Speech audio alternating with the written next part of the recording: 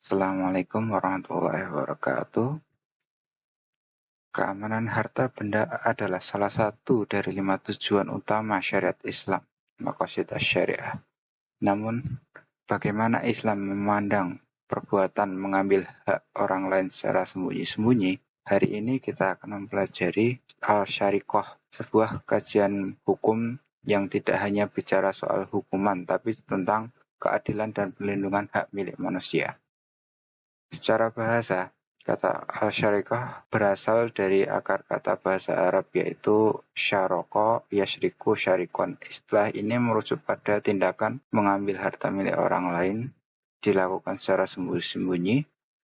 Dalam konteks fikih jinayah, pengertian menjadi lebih spesifik agar dapat dikategorikan sebagai tindakan pidana yang dikenai sanksi had.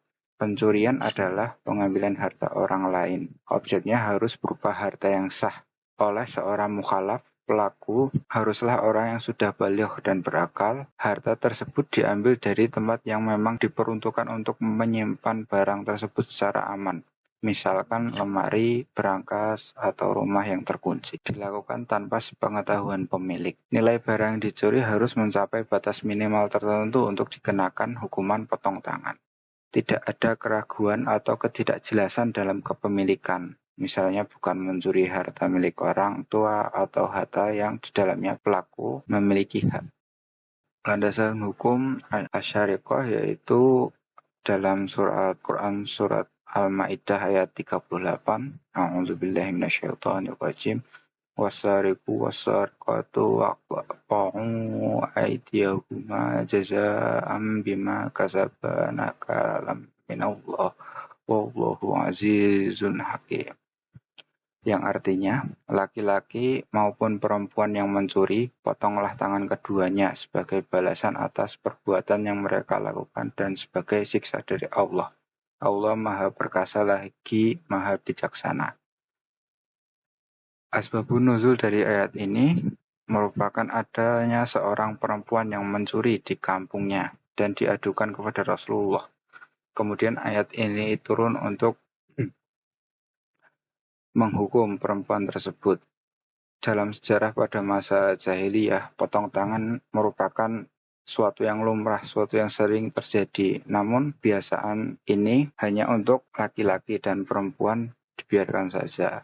Dikarenakan itu, Allah menurunkan surat ini untuk menegaskan tidak ada perbedaan antara perempuan dan laki-laki dalam hukum Allah. Unsur dalam pencurian. Pertama, pelaku harus seorang mukhalaf, baligh berakal, dan melakukan atas kehendaknya sendiri.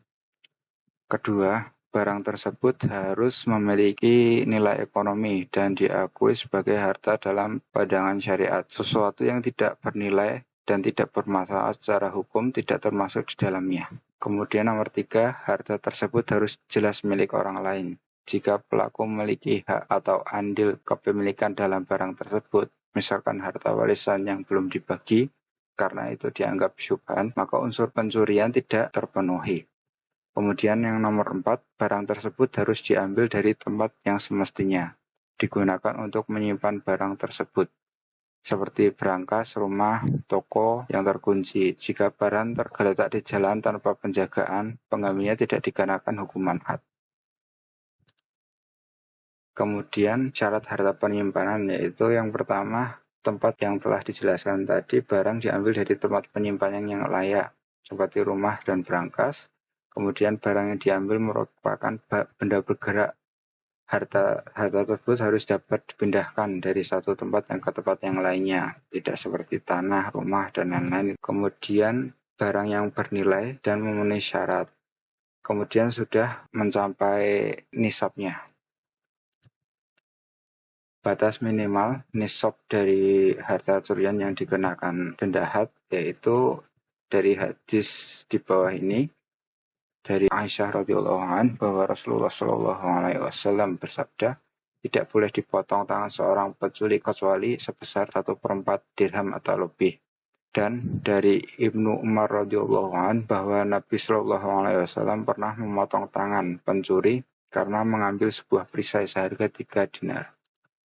Dari hadis di atas kita dapat menyimpulkan bahwa nisab dari harta curian yang dikenai hukum had yaitu 1/4 dinar emas atau sebesar 3 dirham. Jika pencurinya mencuri sekurang dari itu maka akan dikenakan takzir atau hukuman yang telah ditetapi.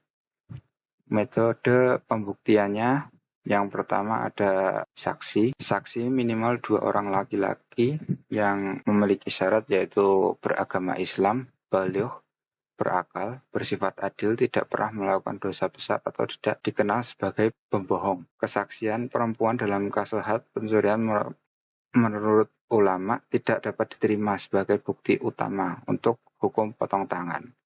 Kemudian yang kedua itu pembuktiannya dapat dilakukan dengan pengakuan. Pelaku mengakui sendiri perbuatannya secara sadar tanpa paksaan dan dalam keadaan berakal. Sebagian ulama mensyaratkan pengakuan dilakukan sebanyak 2 kali dalam majelis yang berbeda untuk memastikan kemantapan pengakuan tersebut. Namun sebagian lain berpendapat 1 kali sudah cukup selama sudah jelas dan tegas. Kemudian yang ketiga, sumpah. Sumpah ini dilakukan untuk menjelaskan bahwa kepemilikan harta tersebut adalah benar-benar milik yang dicuri. Jika pemilik harta tidak memiliki bukti kuat, sumpah ini dapat dilakukan supaya membuktikan bahwa harta tersebut benar-benar miliknya.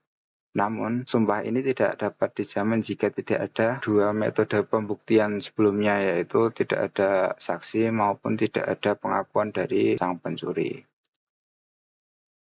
Sanksi dari pengulangan pencurian itu yang pertama, potong tangan kanan.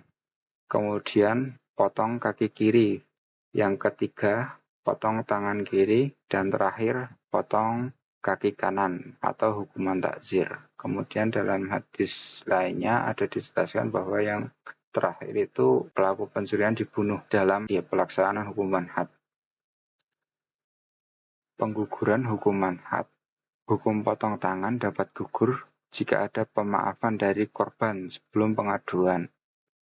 Kemudian pengembalian harta sebelum sidang atau adanya unsur darurat seperti kelaparan yang hebat. Jadi unsur darurat ini jika memang sudah sangat mendesak, sangat lapar sekali dan tidak ada makanan untuk dimakan, jika ia mengambil makanan orang lain maka tidak dapat kena hukuman had selagi tidak dilakukan terus-menerus. Kemudian pengguguran hukuman had ini dapat dilakukan jika masih ada keraguan dalam kepemilikan harta curian tersebut. Maka yang pencuri itu dihukumi sebagai takzir.